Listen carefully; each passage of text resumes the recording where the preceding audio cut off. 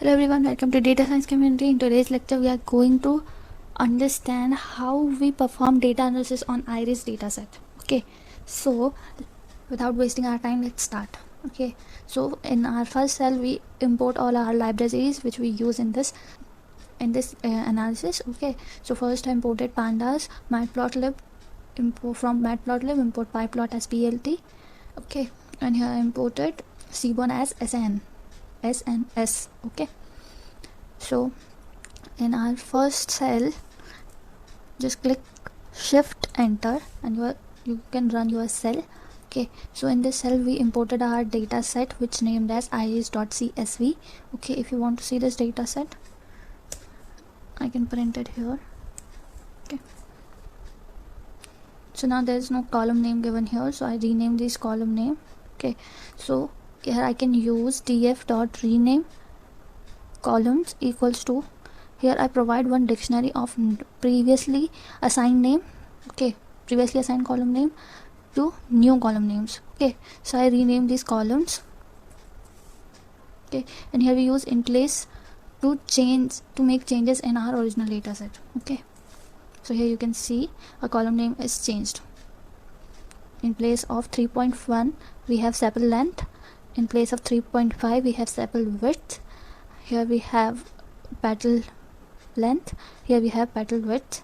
Okay, and here we have class. Okay, so these are the different classes of iris. Okay, so this was all these methods I explained in my previous video, which is Pandas basic function using in data science projects. Okay, so you can go and check it out, that video. I provide the link of that video in the description. Okay, so df.shape provides us the dimension of the data set. Okay, and df.info provides the information about each column in our data set. Okay, and df.describe function provides the count, mean, standard deviation, minimum value, 25%, 50%, 75%, and maximum value of each numerical column. Okay, so I explain all these functions briefly in my Pandas basic function video. Okay, so you can go and check it out that. And value.count function return us the unique values present in our column. Okay, now here I use sns.countplot in df class name.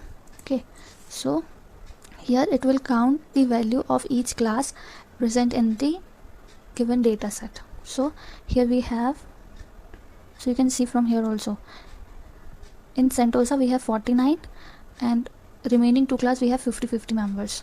So that's why these two columns were same, but this is of 49. That's why it looks like quite smaller than as compared to other two columns. Okay, next is our box plot. These plots are very important if you are performing any data analysis project. These are the basic charts which we using in our data analysis data science project, so it is very important to understand these charts. Okay, so here we have box plot, so it will show the outliers. For example, here we have one outlier and here we have our second outlier. Okay, so these points show outlier, this will show minimum maximum value. Okay, and here we have our quartiles, 25%, 50%, and 75%. Okay, so box plot are used to find outliers in our data set basically. Okay, and next is our scatter plot. Okay, so here you can see this is scatter plot. Here we need to mention the sepal length and sepal width, class of the iris, classes of iris, and our data set. Okay, we need to provide all these things, and then it will print us a scatter plot. Scatter plot is also one of the important charts which we use in our data analysis and data science projects. Okay,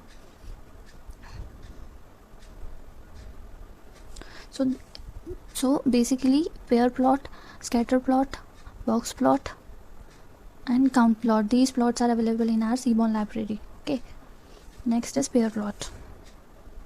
Okay, so here we assign the class height and data, which is our data set. Okay, and here we use plt.show method to print our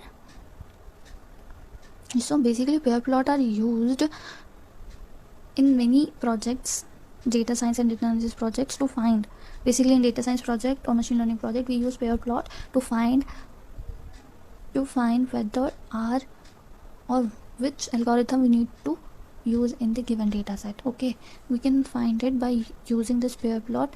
We can understand, or we can analyze, or we can observe using this charts which algorithm is applicable for these charts, or whichever algorithm is good for solving these problems. Okay, so you can see here we can use different classification methods.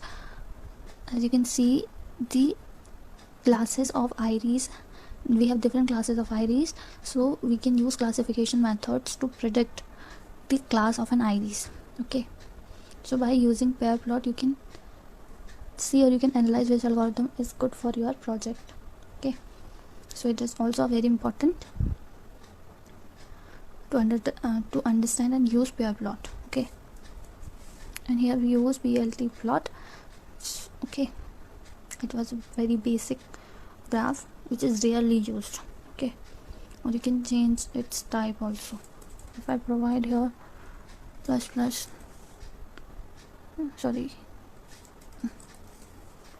okay, then you can see the signs will changed. Okay, and our last plot is hist plot, which is histogram. Okay, so here I want 5 bins. These columns are called beans. Okay, and my sepal width, I plot this graph on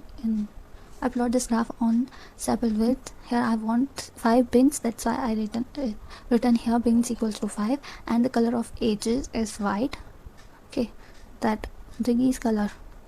Okay, these white edges. Okay, you can change the color of edge. Okay, so now you can see the color of edges is black. Okay, and we have used plt.show to print this graph, or you can also use many labels. Okay, for example, here I provided my labels, so you can also provide labels for this graph also. Okay, labels, titles, there's so many parameters you can use to make your graphs look better and more understandable. Okay, so these are some analysis of our iris data set. Okay, you can analyze these iris data sets using all these graphs, and you can find informative informations from these graphs. Okay, so basically this project is for understand how our data analysis project works. Okay, and this part is come under EDA, which is exploratory data analysis. I hope you all enjoyed this video. Thanks for watching. Like, share and subscribe for more such videos.